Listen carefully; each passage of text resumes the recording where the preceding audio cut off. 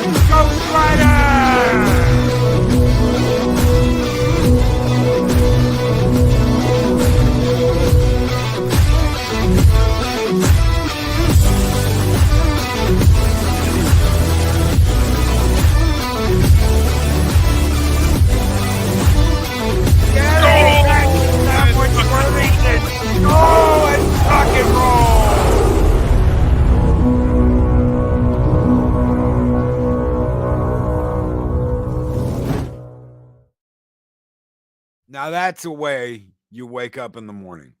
Yeah. Greetings. Good morning. Good morning. Good morning. Another morning show. Yes. Joins us this morning. Thank you so much, Sno Dub, for popping in and hanging out and filling in for Mike while Mike's out on the West Coast in that horrible California. Yeah, I'm not as quote unquote colorful as my Mexican Iron Man. That doesn't look like Mexican Iron. I'll try to suffice. I'll try to suffice, and I'll try to do my Mexican Iron Man impression. Oh, so glad to see you, Loki. Let's talk about tacos and talk about my new brand new bikini that's made out of burrito strings. Oh my God, the banana hammock. Oh, yeah. No. Excuse me, Mr. Loki. I would like to just say that we need to be selling iron thongs to the public through Valhalla. No. But we could get a really good deal from China. No. Shami, you stop that. You stop that right now. You stop that. Oh my God. I'm sure you've gotten the talk. Sno Dub, we could sell thongs. We could sell man thongs through the Sno Dub store. No. No. Fortunately not. The Mike Roch merchandise hasn't started blowing out the shelves yet, so we'll wait till those start selling. Mike Roch first, then the other Mike. I thought you were about to say Mike Crotch's products haven't started blowing out the ass yet. I was like, wow, we're really going there this morning, aren't we? Starting spicy. Starting spicy. Oh my god. Oh no. Where's that big, strong Mexican Iron Man at? Oh my god. You've got to tell me how you came up with that. You've got to tell us how you came up with that. I don't know if you want to or not, but The Mike Roach character? Yeah. Well, okay, let's see. The puppet itself was a gift. And when I pulled it out of the bag, I kind of looked at it like, what the heck am I going to do with this thing? And so I thought about it for a while, and I kind of kept looking at him, and like, I don't even know what kind of character this could be. And I was like, he's kind of gay looking, and then it dawned on me, I'm like, oh, I could have a diverse puppet, and so I just decided to go with my, because my grandmother was, Southern, grew up in Mississippi. So I had a Southern grandmother that I stayed with a lot that, did a lot of cooking, good Southern cooking. And I kind of took her accent a little bit and put a little Southern swang on it. And then, of course, made it real flaming. So I guess is the word flaming. I don't know. Fruity. I don't want to. I don't want to say something too offensive. But let's just say Mike Roach. He likes to explore his sexuality, so to speak. And it started out as a joke to just kind of mess with my old co-host K-Log. And I remember he just could not stand, anytime I brought Mike Roach on, like it just annoyed the heck out of him. And kind of like the El Perro to Mexican. Yeah, Mexican Iron Man. Yeah, and then after a while, Mike Roach just kind of came to his own, and now it's just I bring him on to make other guys uncomfortable. Like I've done it to Culture, I've done it to Mike, I've done it to quite a few people, that are quite masculine in their approach on their shows, and you bring a Mike Roach puppet on, and it throws them off their game completely. And I've got some fabulous clips of over the years with Mike Roach just screwing with people. So it's been fun. But that's how I came up with Mike Roach. Gary Banjo Sandwich Worthington. That is why he's got all those red marks all over him. Or is that cleared up now? It's cleared up now. Okay. Yeah, he's finally cleared up. He's finally got over the monkeypox. Well, that's good. It took about a half a year, but yeah, they just hung on. They just didn't want to get off. He kept indulging. We had to cut him off completely, lock him in the house for a while so he could heal. Oh my god. Oh shit. So how did this all start for you? Before we get into the real topics here this morning, how did the puppet thing start for you? Like originally? Like yeah, like from the beginning. From the beginning of the channel or the beginning of my life? Beginning of your life. Okay. Well, the beginning of my life, I'm a little bit older. I'll be 45 in February, so I had the pleasure of growing up when the Muppet Show was still pretty popular. It wasn't like when I was really young, it was still like a major network show, but I don't really remember that. I just remember when it became, just reruns, and they would play it like every night, like it was every weekday night at like 7:00. So me and my cousin would get all excited and go watch the Muppet Show. Long story short, I became infatuated with Jim Henson and his just creativity all the way up till the Ninja Turtle movie when he passed away. I was mortified when he passed away. I think I was only 12 years old when it happened, 12 or 13. And I was actually a paper boy at the time. And how I found out was the morning paper, and I remember looking at that, just going, oh, I was just so upset. And I just always kind of enjoyed doing the puppet thing with my, my love of Jim Henson. And I bought Jolly at Disneyland back in 1990. He's had a few facelifts since.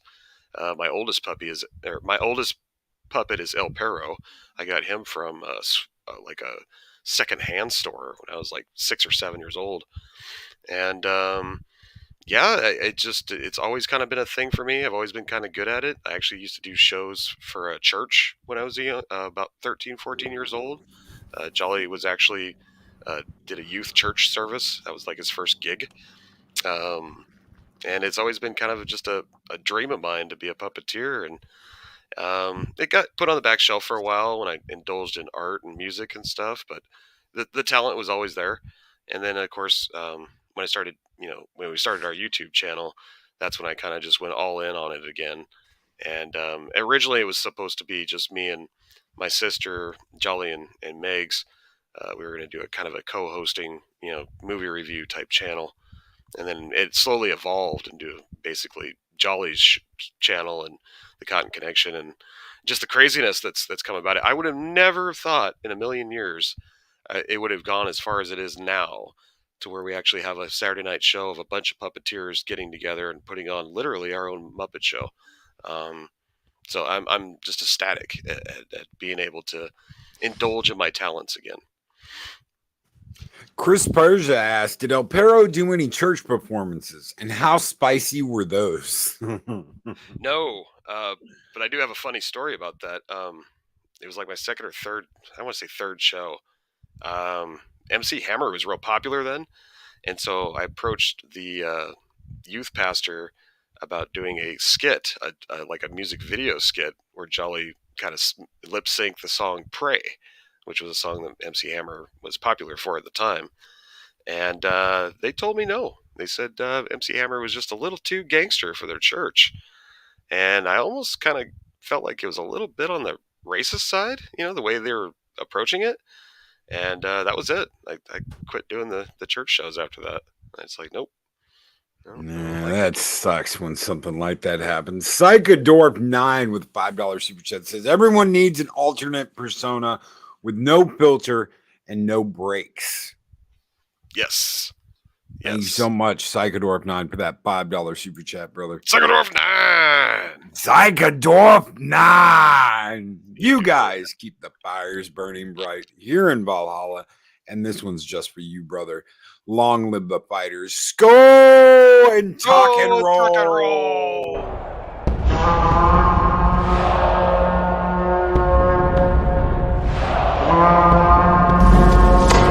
Long live the fighters! Okay, so I'm gonna throw up a banner here, and you'll know why. You'll know why here in a minute, ladies and gentlemen. It says YouTube, this is hypothetical. Get over it. Okay, so I'm gonna bring you a hypothetical question because you've been talking about this, and I wanted to touch on this because I've been doing some digging and I've been doing some homework, and this doesn't make any sense to me. So maybe you can explain it better. We'll go this hypothetical conversation. Hypothetical. It's all hypothetical, YouTube. All right, so let's say you have two people that are running for a state office. And one of those people is in charge of certifying all of the voting machines. That means that before you go and vote, this person makes sure that all these machines are working properly, that everything about them is working just tip top and dandy. And after the election, they will be certifying said election. Now, is that in any way, shape, or form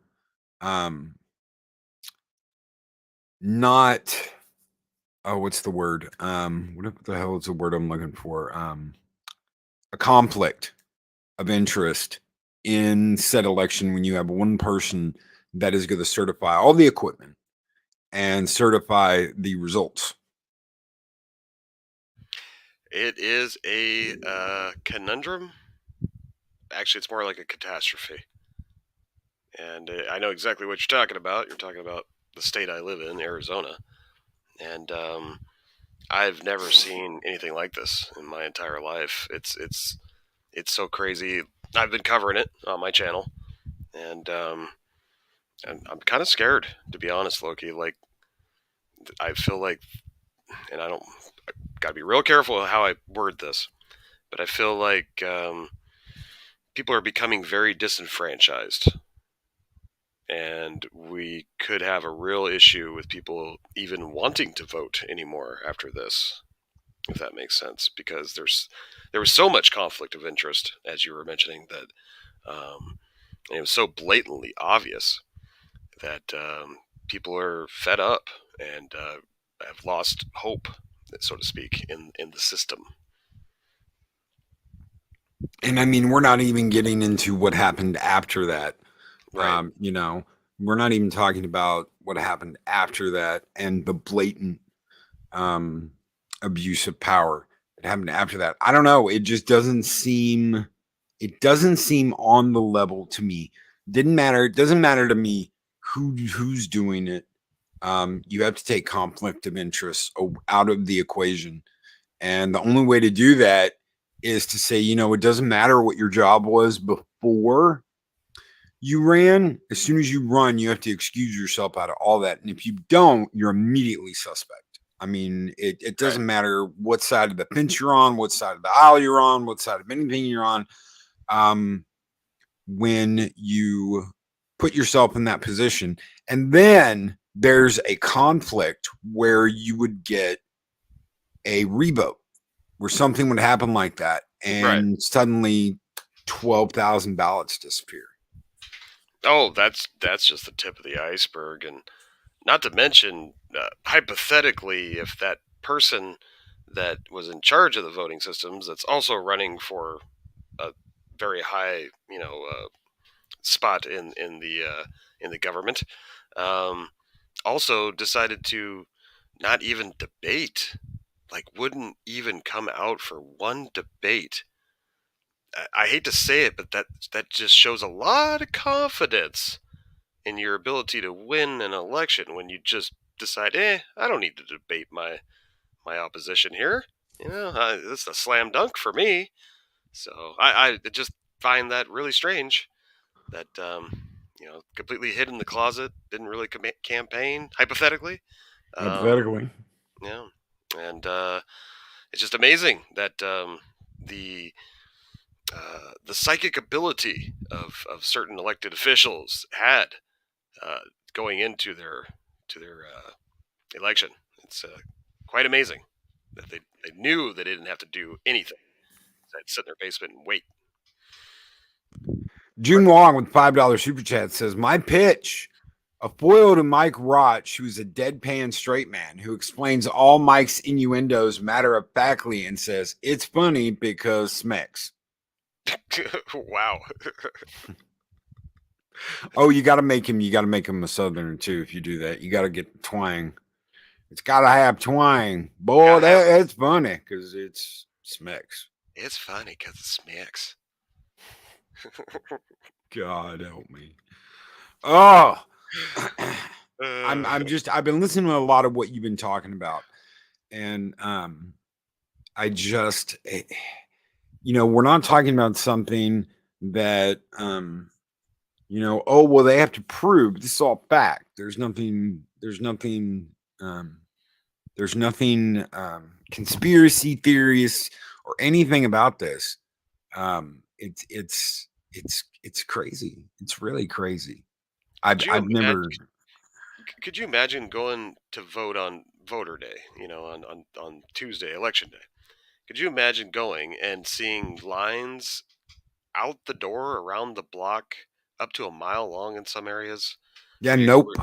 Where you need to go to work that day, you got a bunch of errands to run, maybe you got a doctor's appointment, whatever the situation is. So you put maybe an hour of your time out of the way of the day to go vote, and you pull up and find out it's a 2, 3, 4 hour wait, and they're sitting there telling you, oh, you could maybe go to this one over here, and it might have a shorter time. Maybe this one over there maybe has some short. Could you imagine how disenfranchising that would be to you, knowing that half the tabulators and printing machines for the area you were living in were shut down all of a sudden, just randomly? And not just that, but the slips don't fit the tabulation machines. Yep, there was a lot of that. There was also a chain of And command this is all problem. supposed to be certified pre-voting and Mhm. by the person on the other side. Mm-hmm. By the Yeah. person on the other side. That means it's the person on the other side. It's their responsibility to make sure all these machines work, to make sure people have what they need if something doesn't work, to make sure that it's clearly explained you need to put this here and not put this there. They're in charge of all that. They're in charge of making sure all of this runs smoothly. And when your opponent suddenly nothing works, and guess what? The slips you're supposed to be using don't fit the machine, and because they don't fit the machine, they're popping out as invalid. And What when does that look like? And when your opponent had been saying the whole campaign, try to just come out and vote on election day because of all the craziness we've had with mail-in ballots and stuff like that here in the state from the 2020 election. So people were already kind of skittish about the voting situation, and a lot of people decided to, especially the people that voted to the right, decided to come in on election day. How convenient that just happened to be the day that all the machines had issues. And they were all supposed to work before. Now, I understand breakage happens. Right. Anybody out there going, oh my God, you're making a mountain out of a molehill? Things break. Not at every single one of your opponent's voting centers. And the biggest county in the state.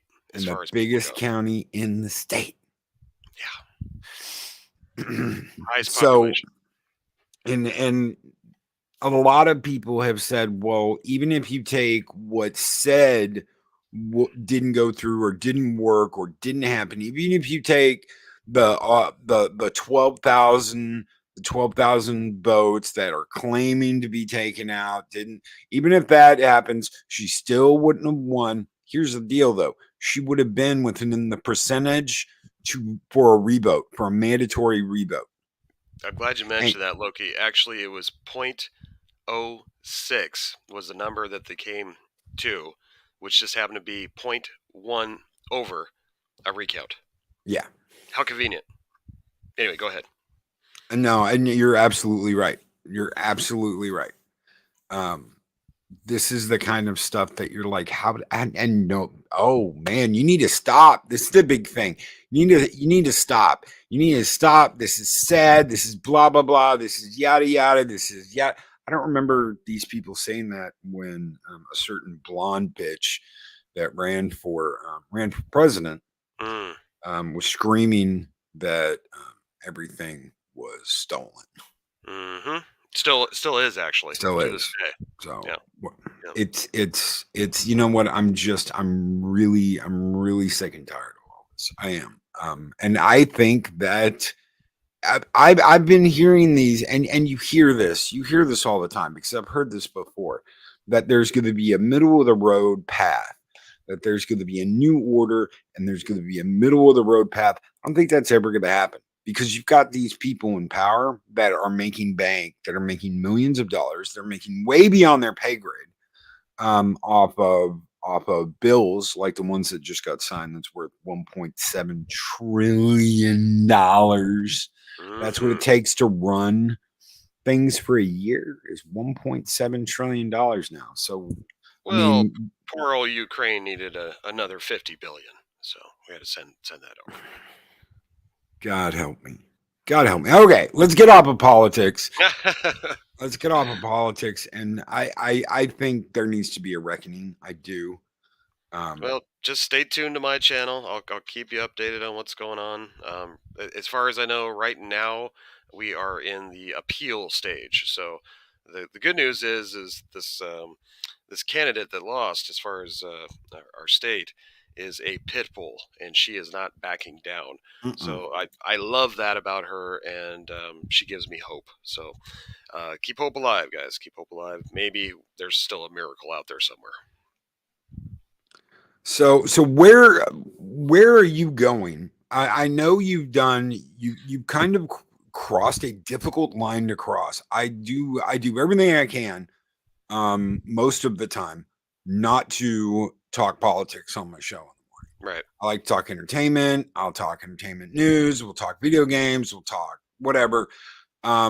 This is a rarity. This morning has been a rarity because I think what you're doing is good work. I think what you're doing is important. And I hope that it doesn't hurt you at all, because these are the things people need to be able to talk about. Right. It's a discussion, and people are so effing afraid of discussion today that it's one of the things that literally launched my channel is somehow this fear of being able to talk to people, fear of being able to give your opinion. You should be shamed. Shame. Ding, ding, ding, ding. Fuck that Game of Thrones scene. I hate it, because that's the way these SJW motherfuckers have come out and been like, no, you're going to be silent. We're going to shame you into silence. We're going to shame you into obedience. We're going to shame you into consume. Oh my God, they called me a Yahtzee, Snow. They called me a Yahtzee. Oh no. Guess what? Sticks and stones, bitch. Istophobe. Yeah, Istophobe and Yahtzee. God, how many, the three rees is Istophobe and Yahtzee. And immediately go to that. Oh, you're just a phobe. Oh, you're just an ist. Oh, you're just a Yahtzee. Punch a Yahtzee. No, I'm tired of it. I'm not. No, if I had $5 for every time I've been labeled one of those, I could have retired last year. Oh yeah. We all could have. Yeah. We all could have. You come out with one video giving your opinion on something, and you've got mob mentality. There you go. Arwen got it. Arwen Avalon. They employ the mob mentality. That's right. Get your pitchforks and your fires and go after somebody. And fear is one of the greatest tools to conquer. And when you put a whole society in fear of saying the wrong thing just because of they happen to have a certain point of view or happen to have certain skin color that's not exactly popular right now with the left, those type of things come into the factor of the whole mess. And so what we're doing, me and Loki and others, what we're trying to do is rile those people back up, tell them not to be afraid and to come back and to give their opinion and shout back at them and say, you know what? No, you're the actual, ist and phobe because of, we've all, as you know, if you've been listening to this channel or mine or some of the others out there, you got great talking points to fight back against this crap. We give it to you daily. And, that's why, even though I am still kind of, a movie entertainment channel, even though I'm diving into the political spectrum, it's all connected, Loki. You know this. It's all connected, between the music and that's out there now and the movies that are out there now.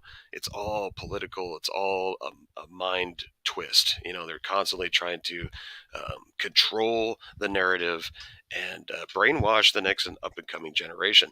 And guys like you and me got to stand in their way. That's right. That's right. Did you hear anything? Because I know you're not. You don't usually follow drama. I try and stay out of the drama. But did you hear the latest out of our good friend Matt Jarbo? How he went after Robert Meyer Burnett. Robert Meyer Burnett is like one of the nicest people ever. I have disagreed with him before on some things. I disagree with him today on the Star Trek thing. I'm not going to do Picard season 3. I'm not going to do it. I don't care how good he says it is. I might disagree with him, but there's always that respect. And there's always the fact that he has done so much for this community. And when I hear shit like he should be ashamed of himself for being in a picture with Gary from Nerdrotic and Paulie from the Latino Slant. I want to tell you guys something. Wow. Number one, Paulie is a stand-up motherfucker, if there ever was one. Paulie's a great guy. Number two, Gary from Nerdrotic is one of the nicest people I have ever met in person. Right. I can't think of a nicer person than Gary. So you went after Paulie? He went after Jarbo, went after Paulie, he went after Gary, and he went after Robert Meyer Burnett and said Robert Meyer Burnett should be ashamed of himself for being in the picture. He's trying to shame him. He's trying to shame him and get him to disassociate himself with Gary and Paulie out of shame. Well, this is what these fucks do. Go ahead.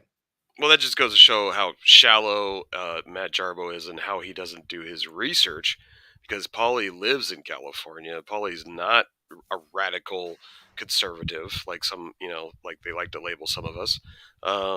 In fact, I would say he's more center, if anything, and even left leaning on a few topics. And yes, nothing wrong with that. Nothing wrong with that. I don't necessarily agree with Paulie on everything, especially certain movies. Yes. I love the guy. He's a great dude. He's got a good head on his shoulders, and it just goes to show Matt Jarbo doesn't pay attention, because he's literally grouping people together and just saying, look, there's the group of ists and phobes, because he has nothing better to do, and he's got to generalize because he doesn't care. He wants to point a finger and throw dirt on whatever he can to get his own attention and clicks from his weirdos that watch his channel. So Jarbo's gonna Jarbo. That's one of my favorite sayings. Yeah, no, I absolutely agree.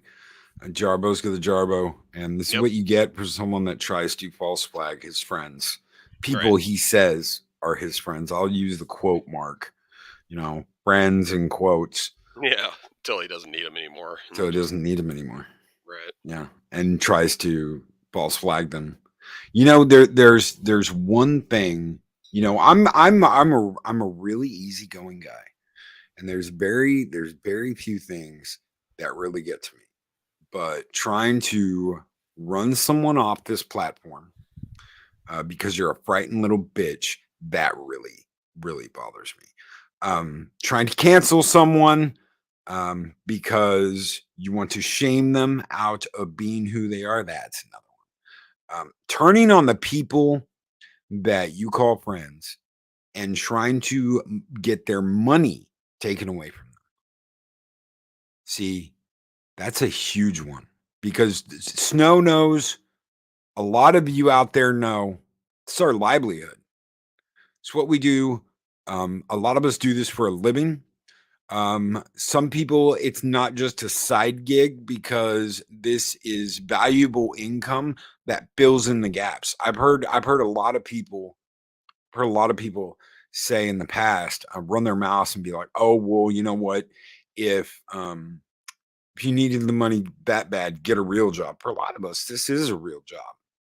This is something we bust our ass to do. This is something we dedicate ourselves to do. This is something we pour a lot of energy into.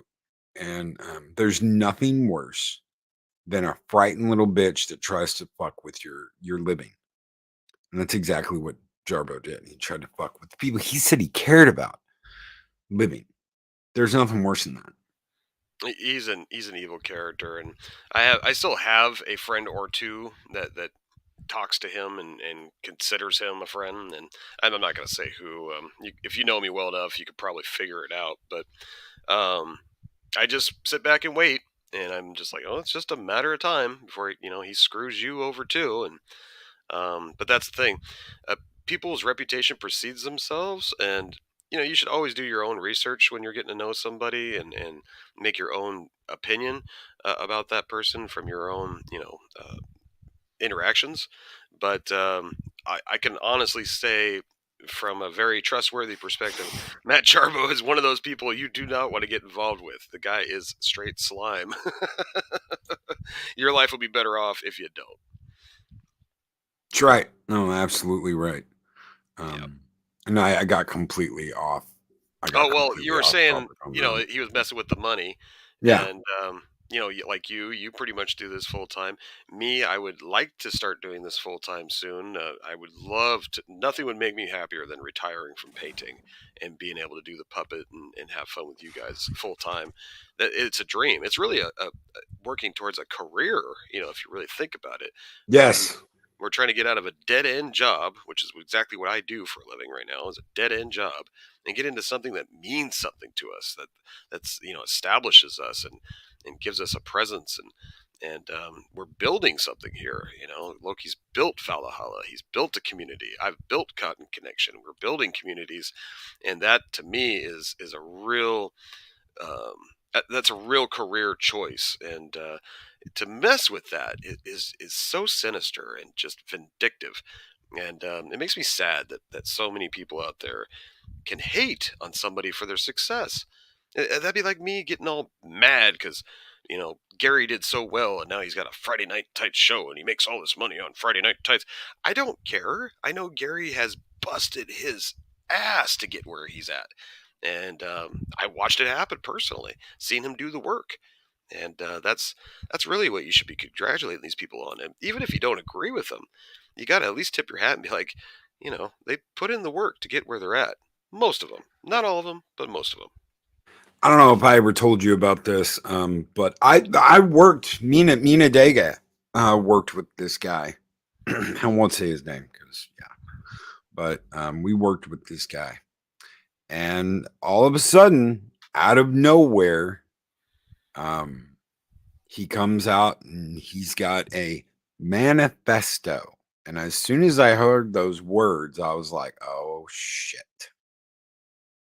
And he starts talking about how if the bigger YouTubers won't move aside and give us free reign to grow, we need to find ways to make them.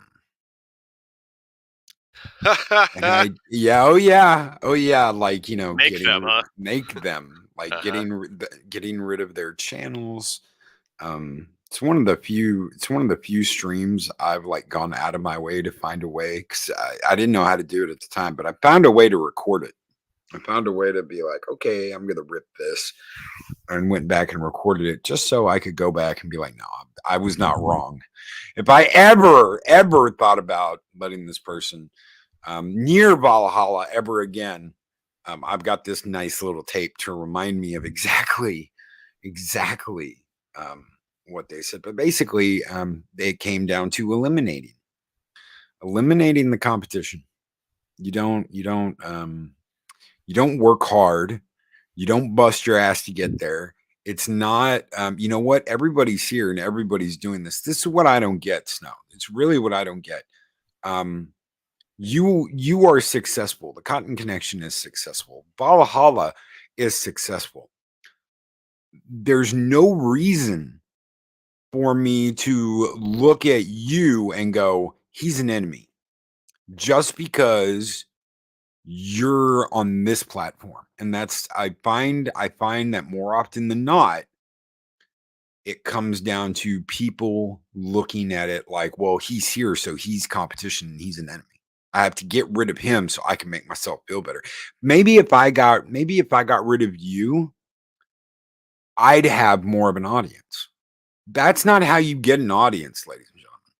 And there was an argument, and I know you're gonna love this. You're gonna love this. There was this argument that I heard once, Snow, that it's like wrestling. It's like wrestling. You know what a heel is, Snow? Well, see, we go about things like we're wrestling, and I turn heel, and that brings in the views. And I'm like, are you fucking smoking crack? From actual experience, I could say that does work, but the after effects are horrible. Because once you get past the drama of the moment, then you become what they call a drama channel, and you kind of get that label slapped on you. And if that's your forte and that's your bag, go with it. But if you weren't necessarily trying to become a drama channel, yet you created drama, it could be detrimental to your growth. Just saying. Yeah, it's sad that see, that's cancel culture. That's what the left does. That's what was happening on Twitter for so long, and social media networks, and to think like that is really twisted. Here's how I think about it. Success is the greatest revenge. And if you really want to make an impression on these people that you're envying and think, oh man, I really wish I had all their growth, or I wish I could, compete with that, or whatever it's usually jealousy.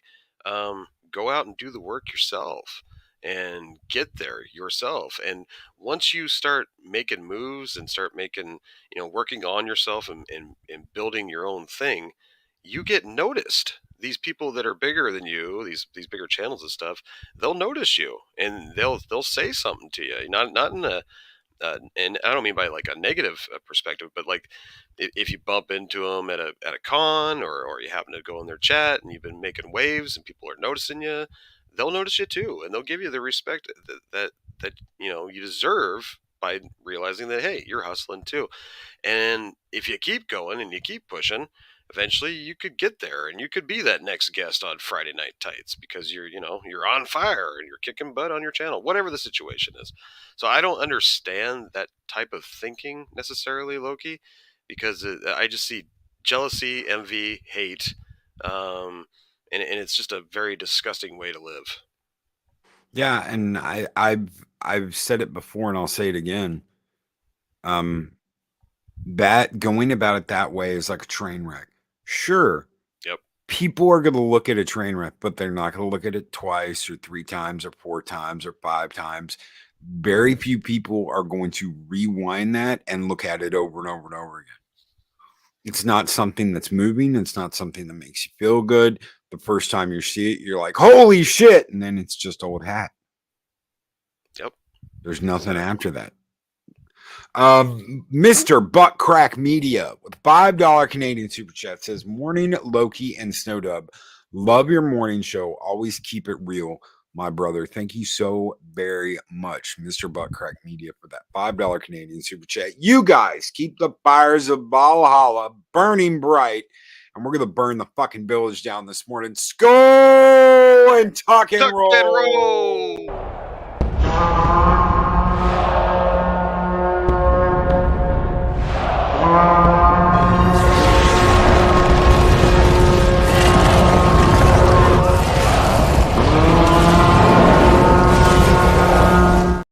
Damn straight. So let's talk movies. From the top movies of 2022 for you. 2022, what's your top movies of this year? Okay, was Spider-Man No Way Home this year or last year? Or was it right in between? I want to say it was this year, but it might have been last year. I know it was right around Christmas. Maybe they can help me out in the chat. But that's definitely 2021. 2021. December. No, you can no, because that's still in the 2022. Because it's December 17th, 2021. Right. So I would call that a 2022 movie. Because it traveled over into same thing with The Matrix, which no one fucking remembers came out. I never watched that. That was pretty bad. I watched that on HBO. But yeah, no, the Spider-Man movie I thought was absolutely phenomenal. It was one of my favorites, if not my most favorite Spider-Man movie yet. I loved seeing all 3 of them get together like that. They really hit some sentimental value on that one, I think.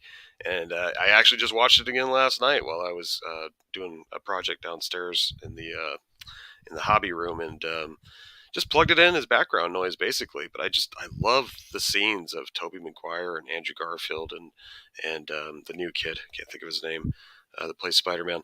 Tom Holland. Tom Holland, right? And great fucking movie, and I think it deserved all the success it had. I believe that's kind of our last epic Marvel movie ever since that went down. From Sony. Right. And God. I don't know if we're going to get another good movie like that. Yeah, I mean, they've just been handing us garbage ever since. And then, of course, Top Gun. I went and seen Top Gun. I thought that was amazing. I did go see the Venom 2 or whatever it was. Yeah. My kid liked that one. It was okay. It wasn't as good as I was hoping it would be. Thought the first one was a little bit better. But yeah, those are my two real big picks as far as great movies this year was Spider-Man and Top Gun for sure. And Top Gun had that iconic. Hearing Tom Cruise be like, you know what? I want to thank each and every one of you for being here. We're not above that here, and I'm like, huh? What? Right? This is someone in the movie industry thanking the fans. What the fuck is this? Right? And they have done that. It's not us. We didn't do that. And I want everybody to remember that. We didn't do that. They did it. Yep. And they did it with a smile on their face and a song in their heart. You don't matter. You don't mean shit. And I love what R&B's done. But that little Terry bastard over at talking shit to the fans over at Star Trek, that bothers me, because that's the shit we've already put up with. And I can understand to a point that they're being very reactionary. But these people have been doing this and running their mouths about the fans, the people that love this IP, the people that have paid. And eventually it's just going to get to the point where we're like, you know what? We don't care anymore. And it doesn't matter how good a show is. Doesn't matter how good the cast is. Doesn't matter how good the writing is. We're not going to give a shit, because they've already tried to run us into the ground multiple times. This shit has to stop. Put your employees' phones on silent and tell them you don't get to do any of the social media shit until after it's all said and done. And that's what they need to do. And they don't want to do that because they don't want to have to silence anybody and tell them, keep your mouth shut until it's all over. Right. It's just not happening. Right. Well, and you can see how it affects their outcome too. Look at, you got stupid James Cameron crying about toxic masculinity with his Smurf and water Pocahontas remake. I think we called it the okayest Cameron sequel ever. And when I say that, I mean, it's like it wasn't horrible, but it wasn't great either. It was just kind of like, I've seen this movie before. You did this the last time, except it was trees. So you went from we're gonna have tree hugging Smurfs to we're gonna have Save the Whales Smurf. It's the same movie. See, I didn't go to the theater to see the original. It's the same bad guy. I don't want to. It's the same bad guy. It's the exact same bad guy. I didn't go to the theater to see the first one, so I didn't get tricked by their crazy 3D graphics. I watched the movie just at home on a DVD, so I actually had to pay attention to the story. And wasn't blown away by graphics and stuff, and have my mind basically bedazzled by shiny objects on the screen. Same thing you used to do that you do with infants. You put flashy shiny stuff above their crib and stuff that they could look at. It's basically what they did to us with Avatar. So once you take that part of it away and actually look at the story of the movie, it is so basic, it is so boring. It's been done a 1,000 times, and now from what I hear, this part 2 is just a reboot of the exact same story all over again. Why are you guys paying money for this? Yeah, and I don't think the relationships are as good. I don't think they and see, that's a big thing for me in the first movie. Okay, one of the things that attracted me to the movie is the relationship between Jake and Nabi, what's her name? They are very competitive. And if you've ever been in a relationship with a woman that is competitive, that's like, faster, and you have to, it's a competitive race. That can be absolutely crazy and sexy as fuck. And it's Eerie. Thank you, Arwen. Hello? Yeah. Snow? Loki. Are you there? Can you hear me? Where'd the audio go? Hello? We still live? We're still live. We can't hear you. We can hear you. Can you not hear us? What is going on here? Something. Now I can't see the feed. What the? Somebody chewing on the cable. What that's going? Oh, crap. Uh-oh. I think we lost Snow. What happened? What happened, man? Okay. We'll you know what? I'll it's fine if people like the visuals of Avatar 2. Arwen, we women can keep y'all on our toes. See, that's the thing for me. That's what I like. That's what I want in the relationship with her and Jake. I thought was absolutely balls to the walls. Yes, in that first movie, I thought that was great. I was like, man, I can see it because they're being competitive. And what the hell is this? I am a perro de negro. I shut down your stream. I cut off the power to the Sno Dub computer. How you like me now, Loki? Where's your Mexican Iron Man? He's a coward. What do you mean he's a coward? You're the bitch who didn't show up. You didn't show up in Dallas, you one-eyed bastard. I am a key. I am a key right now. Aura. I am ready for you to fight. Where is the Mexican Iron Man? See, I told you. He's a coward. He's not even here on his own show. The Taco Tuesday. Well, that's because we had Sno Dub as a guest. Sno Dub agreed to fill in for Mike because Mike's on the West Coast and it's like 6 a.m. there right now. You unsubscribe from Sno Dub. He's a puto. No, Sno Dub's great. But I'd rather Griswold you. The Griswold. The Griswold. Is that where you have a Christmas vacation and you make a good turkey? No, that's where we accidentally tie you to the bumper and make you run down the street behind the car as we go 40 miles an hour. See how far you can keep up with us, you little bastard. That is illegal. You cannot do that. That is the animal abuse, see? You're a puppet.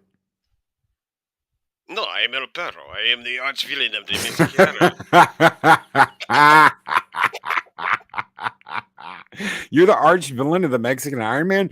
Oh, See? wait. So are you one of the husbands? No. It's well. If you mustn't know, the original story goes like this: my original owner was a married woman who had a very ugly husband. And she was a very beautiful, muy bonita. See, did this Mexican Iron Man? He comes through the window and he gives her the pound town. He takes her to pound town. I sit there in the closet and I shake it. I was like, oh my gosh, what is he doing to her? Oh my gosh! But she's screaming like she loves it, right? And then all of a sudden, the husband come home and he's like, who is this? Hey, who is this? Stop this guy! And the Mexican Iron Man, he jumped out the window, and I was like, this puto, I will make it my life's mission to ruin him.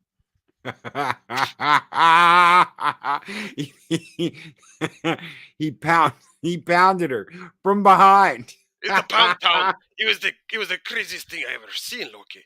I mean, he went wild. He put on the sombrero, and they had a banana hammock on. And it was a very, very insane. Very insane. It's muy loco. So he gave her a good donkey show. See, I think you called it the donkey style. A donkey show. You know what a donkey show is. Oh, see, yes, I own several of them in Tijuana, down at the TD Twister. Down at the TD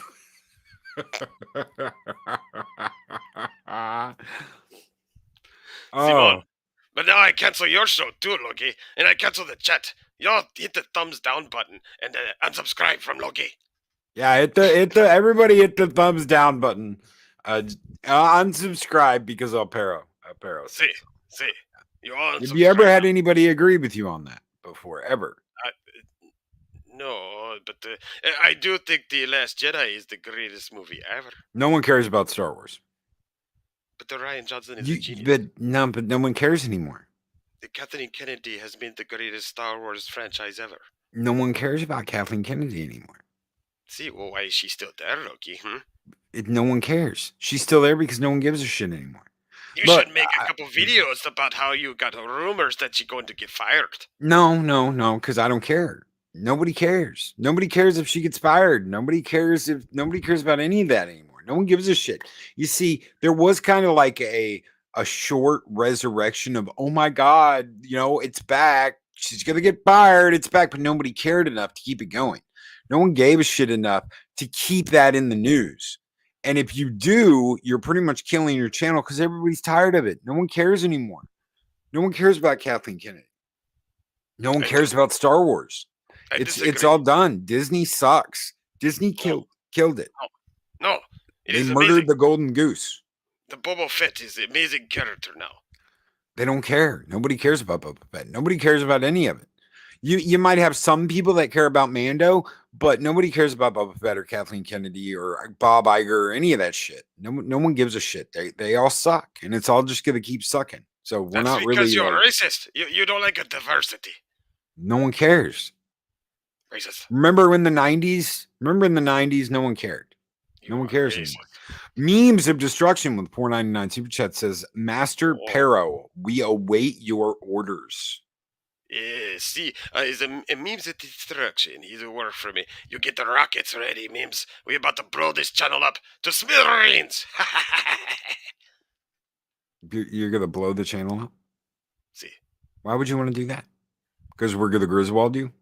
Because you host a Mexican Iron Man on this channel all the time. He's here every Tuesday. He's here every viernes en la noche at the Friday night show. But you're upset with Mike because he got to pound some ass. Oh, that's it. That's it. I know what's wrong with you. I know why you're shaking like a little bitch. You've never been laid. You're a virgin. You've never gotten tail.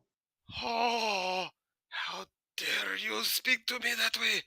That is the fake news. I've had tail before. See, Mike Roch.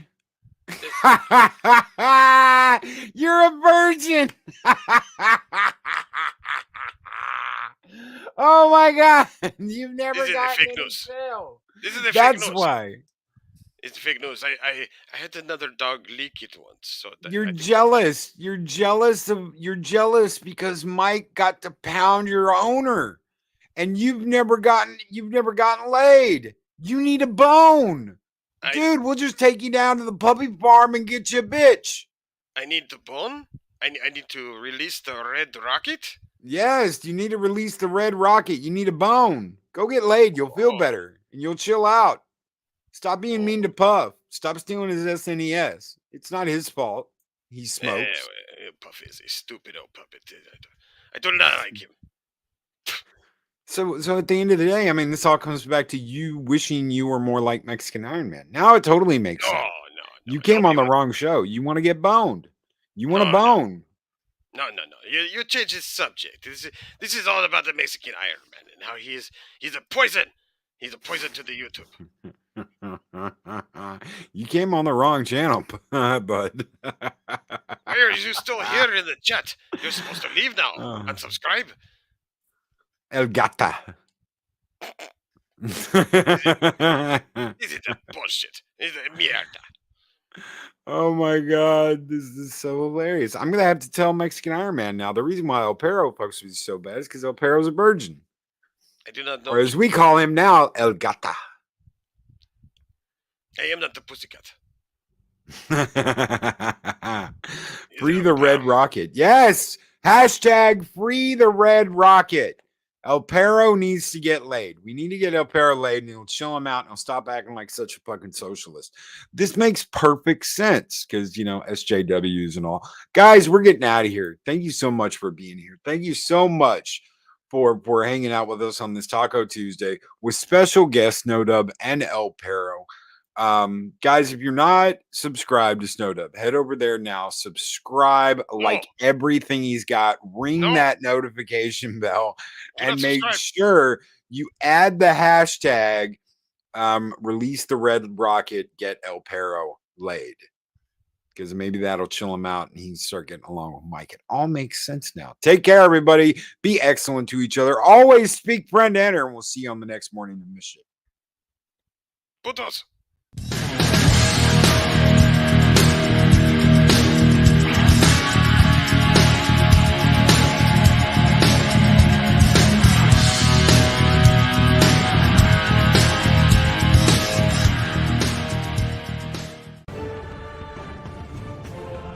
These videos are tremendous. Like, comment, and subscribe, and hammer that notification bell.